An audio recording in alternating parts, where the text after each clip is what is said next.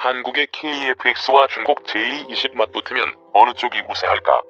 붙어봐야 알겠지만 다양한 경로로 입수한 정보를 토대로 분석하자면 KF-X의 압승으로 점쳐진다. 5세대 스텔기인 JE20을 어떻게 4.5세대인 KF-X가 이길까? 스텔스 성능. 5세대 전투기를 구분짓는 가장 핵심은 스텔스 기능에 있다. 이미 상식화된 이야기지만 요즘 말하는 스텔스라는 것이 완전히 보이지 않는다는 것이 아니라 레이더에 잡혀도 새나 곤충만큼 작게 보인다거나 그래서 아주 가까운 거리에 있어야만 레이더에 나타나는 것을 말한다. 적기를 향해 미사일을 쏘든 기관포를 쏘든 레이더에 나타나야 라곤을 걸어 쏠 수가 있는데 레이더가 표적을 포착하지 못하면 무용지물이 되기 때문이다. 레이더 전파를 입사 원점이 아닌 전혀 다른 방향으로 돌아가도록 기체의 각 부분의 각도를 세심하게 정렬한다거나 전파를 흡수할 수 있는 물질을 도료로 만들어 칠하는 방법을 사용한다. 말이 쉽지 매우 어려운 기술이다. 마하의 속도로 나는 전투기의 특성상 기체 표면을 타고 흐르는 공기의 흐름을 제대로 제어하지 못하면 비행 성능이 떨어지거나 추락 등 사고의 위험성이 크기에 그런 것까지 감안해서 기체를 스텔시하게 만든다는 게 매우 어려운 문제다. 전파 흡수 도료란 것도 흡수율이 얼마나 되는지, 다양한 주파수 대역에서 그런 흡수율을 내는 물질을 만들 수 있는지, 그것을 기체에 도포했을 경우 안정적으로 붙어있는지 등등 해결해야 할 난제가 한두 가지가 아니다. 이 점에서 중국의 JE20은 전문가들이 많은 회의적 분석을 하고 있다. 일단 기체 형태가 스텔스에 매우 불리한 델타의 카나드 형태라는 것이다. 기동 성능을 높이기 위해 앞쪽에 달아놓은 카나드가 스텔스성을 크게 떨어뜨리기 때문에 스텔스기에는 거의 적용하지 않는 형태다. 그도 그럴 것이 작년에 인도 측이 JE20을 레이더로 포착을 했는데 4세대 전투기만큼이나 크게 잡혔다고 한다. KF-X는 전체적 외형은 스텔스기의 형태를 가지고 있지만 미사일을 내부 수납 형태가 아닌 방매립 형태로 달기 때문에 스텔스기가 아니라고 하고 있는 것이다. 일단 그 점만 빼면 JE20보다는 더 진전된 스텔스 형태를 취하고 있다. 그런데 우리가 주목할 것은 외형이 아니라 외피에 바르는 스텔스 도료에 있다. 지금 흘러나오는 정보에 의하면 우리가 개발한 스텔스 도료의 개발 역사는 의외로 길다. 1990년대부터 연구를 시작했다고 한다. 그동안 300여 종의 물질을 개발해냈는데 외국의 금속성 물질이 아니라 탄소융합 물질로서 비금속 소재다. 그리고 자연계에 존재하지 않는 인공 소재라고 한다. 다양한 주파수 대역에서 매우 뛰어난 전파 흡수율을 보이고 있고 이를 다중적층 필름 형태로 개발해서 F-35 등 외국의 스텔스 도료처럼 바르는 것이 아니고 필름을 부착하는 방식이라고 한다. 이미 오래전부터 F-4 등 구형 전투기에 부착해 시험을 해왔다고 하는데 상세한 정보를 공개하지 않아 우리는 그 수준을 알 수가 없지만 매우 뛰어난 스텔스 성능을 보이고 있다고 한다. 비록 KF-X가 무장을 반매립하는 세미스텔스 형태이긴 하지만 중국의 JE20보다 스텔스 성능에서 더 우세할 것이라고 전문가들은 보고 있다. 그리고 2030년대 출고될 배치 3 버전부터는 완전한 스텔스로서 F-35보다 스텔스 성능이 더 뛰어난 것을 개발한다는 게 우리 계획이다. 레이더 성능. 중국 JE20의 레이더는 AESA 레이더로서 이스라엘 ELTA사 제품이다.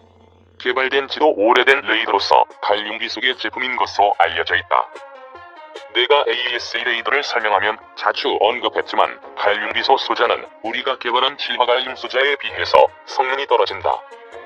우리가 개발한 AESA 레이더는 미국, 일본만 적용하고 있는 질화갈륨 소자로 만든 것으로서 그 소자도 국산이며 미국이나 일본의 질화갈륨 반도체와 다른 기술로 만든 것으로서 성능이 더 뛰어나다. AESA 레이더를 먼저 개발하고 미국에 근접한 기술력을 자랑하는 이스라엘이 우리 AESA 레이더를 시험 평가를 하고 극찬을 하며 비밀에 붙이자고 할 정도의 기술이라면 승부는 끝난 것이지 않겠는가. 요즘 무기들은 보다 먼 거리에서 먼저 보고 먼저 쏘는 쪽이 승리하는 것이고 그 핵심이 레이더의 성능이라는 것은 상식이다. 이스라엘제 엘름이 1052 AESA 레이더의 경우 탐지거리가 160km, 모듈 수가 1290개라 한다. 그런데 우리 KF-X용 AESA는 더 뛰어난 소자로 된 모듈이 1200에서 1300개일 것이라는 소리만 들린다. 정확한 것은 극비사항이 관계로 단어는 할 수 없지만 그 전기적 특성을 고려해 계산해보면 최소로 잡아도 200km는 넘는 탐지거리를 가지게 될 것이다. 계산상으로는 250km도 넘을 것이라고 보여지지만 애써 자랑할 필요성이 없을 것 같아 그냥 세간의 추측에 따르겠다. 이스라엘이 과연 자기들 스펙대로 중국에게 팔았을까? 그렇게 하도록 미국이 방관했을까?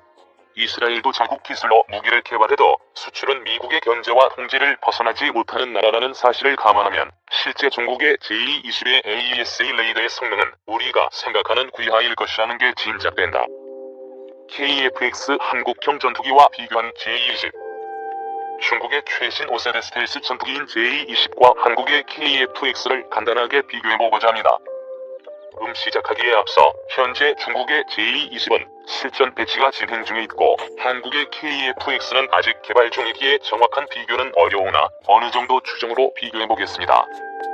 먼저 크기부터 보자면 더럽게 큽니다. 파크파보다 크다고 알려져 있습니다. 표상으로는 파크파가 길이는 길지만 제20이 두껍다고 할까요? 그렇습니다. 물론 중국도 땅이 넓어 항공망이 넓다 보니 당연히 작전 반경 등을 고려하면 기체가 커지는 건 당연합니다.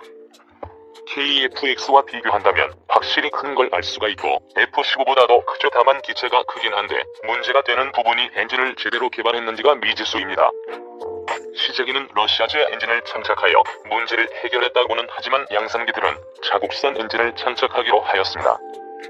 러시아에서는 중국산 엔진은 짝퉁 엔진이라고 비난을 하고 있고 애초에 중국의 제20 개발을 보더라도 믿을 수가 없군요. 현재 미국 극동에 배치된 F-35에 대항하기 위해 서둘러 배치를 했다고는 하는데 제대로 전투를 할 수 있을지도 모르겠네요. 현재 중국제 엔진이 제대로 개발돼서 장착된 건지도 알 수가 없으니 슈퍼 크루즈가 가능한지도 알 수가 없고 더군다나 기동성을 보자면 일단 추력 평양 노즐이 아닙니다. 물론 카나드를 채택하였기에 어느 정도 기동성에 플러스 요인은 있겠지만 이게 더 RCS 면적을 넓히는 단점이 발생하는지라 작전 반경을 위해서인지 델타 이걸 채택한 모습도 보이고요. 만약에 장착된 엔진의 출력이 떨어진다면 기동성은 바랄 수가 없을 것 같군요. 하지만 일단 기본적으로 내부 무장창은 탑재하였기에 KF-X와 비교하자면 우수하다고 볼 수 있습니다. 기동성은 아무래도 KF-X가 우위일 것 같기는 합니다. 현재까지는 다음은 스텔스 성능인데요.